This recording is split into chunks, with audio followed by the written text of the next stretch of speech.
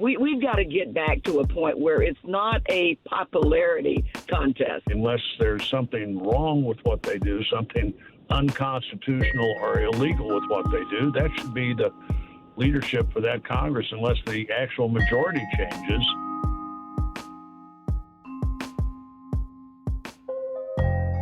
Hi there, it's WAMC News Director Ian Pickus. And on this episode of the WAMC News Podcast, we bring together a Florida Democrat and veteran of the House with a Missouri Republican, a veteran of the House and the Senate.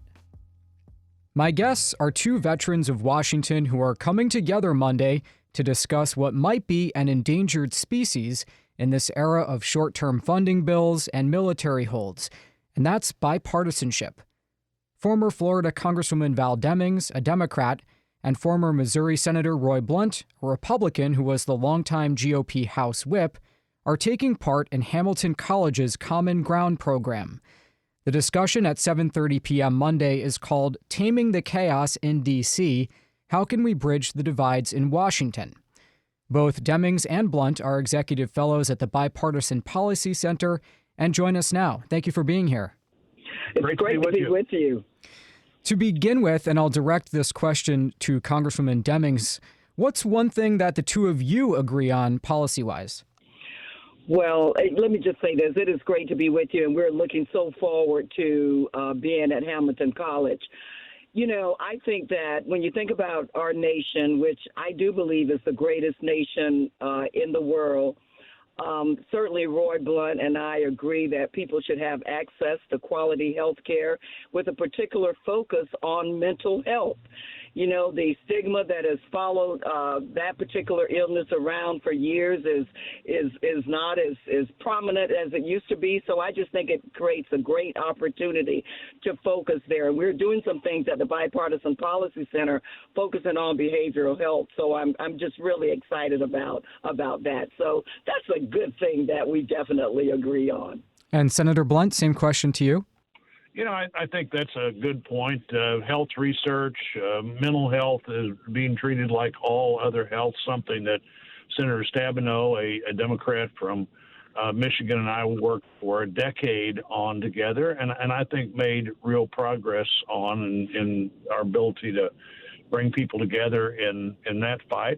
I think also Congresswoman Demings and I both believe that the regular order of the Congress does matter, that the committees are there for a reason, that members should have the right to amend bills, that bills should come to the floor in a way that they can be debated and understood. This whole process of having one big appropriations bill either late in the election year or early in the year before the election because you couldn't get it done late in the year before has really created a bad atmosphere in Congress where people have no opportunity to or reason to buy into one of the principal powers of the Congress of the United States, which is to decide how we spend the money. And that really, in the early days of the Constitution, gave the Congress a huge advantage in the separation of powers struggle of really doing that in an appropriate way. I just read last week where Mike Burgess, a retiring member from Texas, who medical doctor, great member of the Commerce Committee in the House, which has a lot of the healthcare jurisdiction, said, I came here in 2003, 20 years ago. I came here, according to Mike Burgess, in 2003. We still brought the appropriations bills all to the floor. We did them on an open rule, which means every member could amend the bill in any way they wanted to, as long as they took the money out of some other place in the bill that was on the floor. And he said we had a margin, Republican margin of 8. There's a way to do this with small margins. There's a way to do this with civility. And along with Val Demings, I really applaud Hamilton College for wanting to have this discussion about how you have a discussion and how you have a discussion in a democracy. And it's important focus that they're making, and we're glad to be part of that at the opportunity we have to be on the campus next week.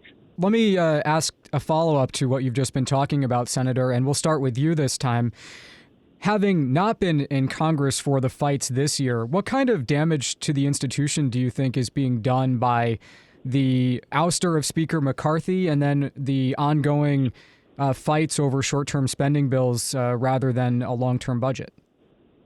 Well, I think the whole idea that any one individual can call for a special vote to remove the speaker is not a good idea. It was not in the rules before Republicans took the House back over, and frankly, still shouldn't be part of the rules. I hope they don't go there again in this Congress. To do its work, the Congress needs to establish a leadership for that Congress.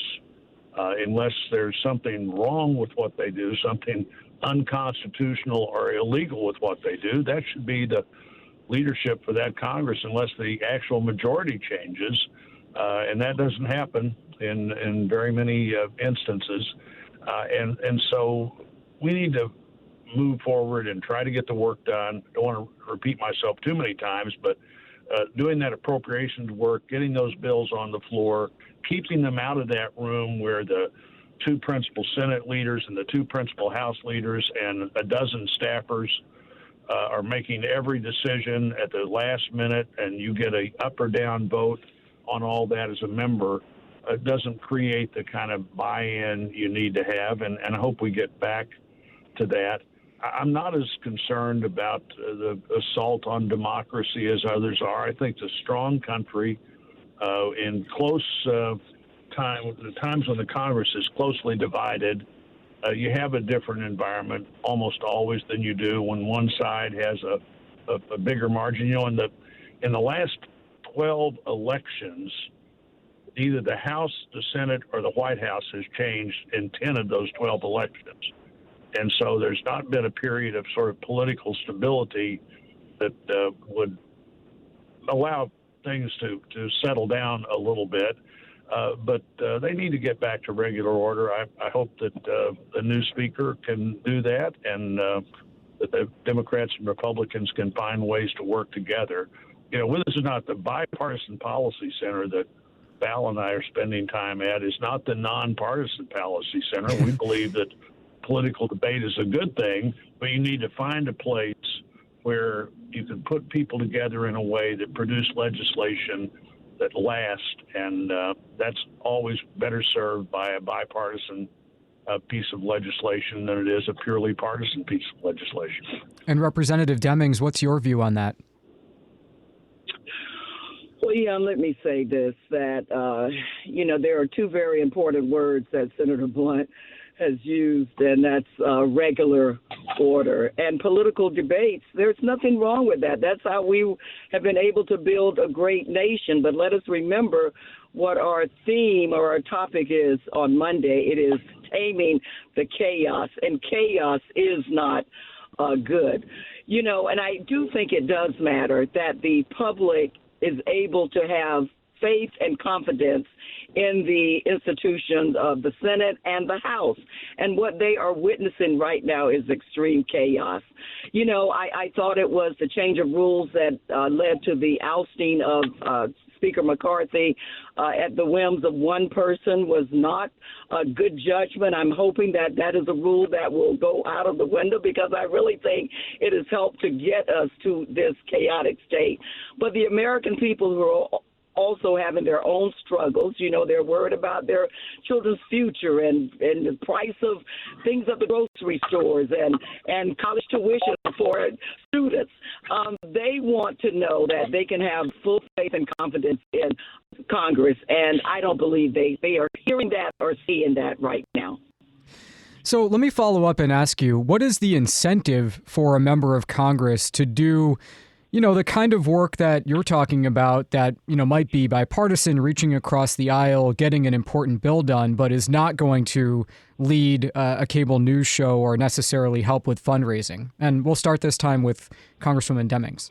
Well, let me say this. Ian, before I was elected to Congress, I served at the police department for 27 years, served as a police chief. I could not tell you the political party of the overwhelming majority of men and women that I worked with. We had a mission, and we were laser focused on accomplishing that mission. And this is not, we've got to get back to a point where it's not a popularity contest.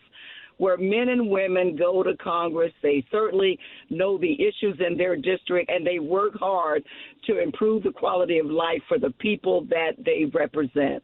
As long as we continue to play these political games, this is the kind of chaos that we're going to see.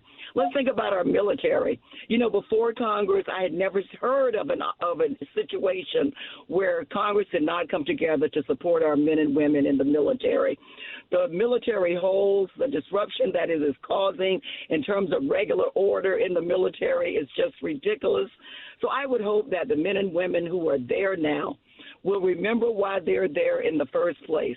Let's start off by supporting our military and making sure that they have the resources that they need. Remembering why they are there matters. And Senator Blunt?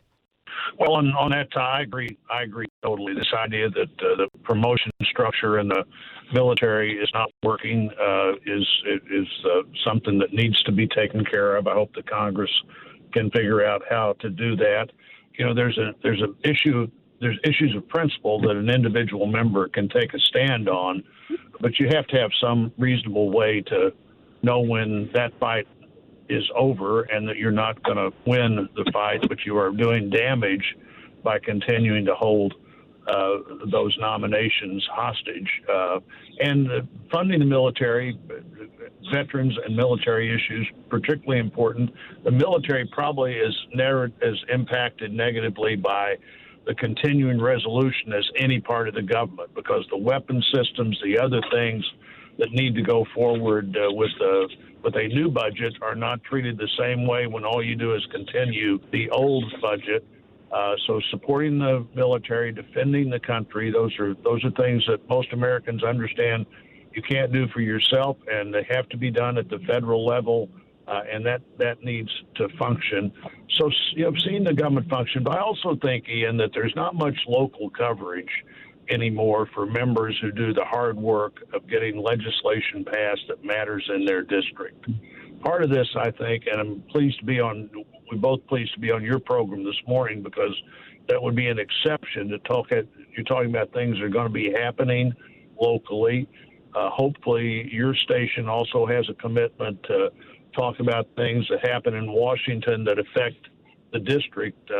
Tip O'Neill, who I didn't serve with, I've been in the Congress for a while before I retired, but he had this idea that all politics is local, and for it to be local, it has to be covered locally in a way that people understand what people that work for them are doing.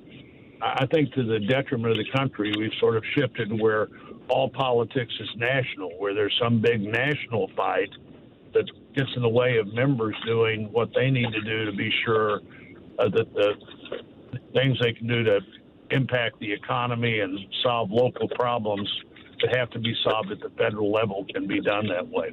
Our time is short. Let me just ask you both one question about next year. Senator Blunt, you said you would probably support Donald Trump if he's the presidential nominee. Do you want to see him be the nominee next year? Well, I think there's a lot that can still happen there. You know, it's a long time until next November. I think with the two leading presidential candidates, more things can happen than would normally happen. Age, health, the national and international issues are pretty complicated right now. I've always supported the Republican nominee for president and would expect to do that again. But I think both of these sides are not as solidified as it might seem like they are when you look at the polls that are a short-term measure of a long-term set of activities.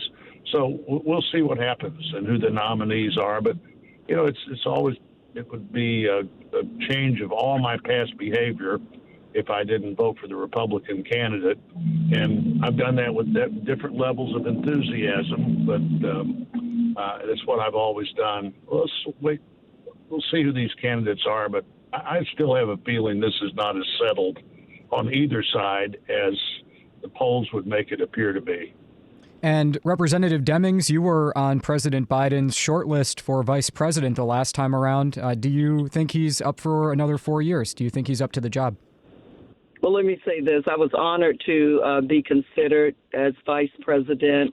And, Ian, there was once a time when we did not check the qualifications of honor, integrity of the individuals running for the highest office in the land, the leader of the free world. Unfortunately, we find ourselves in that place today. I don't think America has to settle for someone who has proven that they're not the best representative of good character. But look, I think we cannot judge President Biden on what may happen. I think we have to look at him on what he has done, what has happened. And he's been able to pass historic bipartisan legislation that the Congress has been talking about for decades. And so I'm going to judge him on his record, not on the crystal ball, and I'm excited about supporting him in 2024.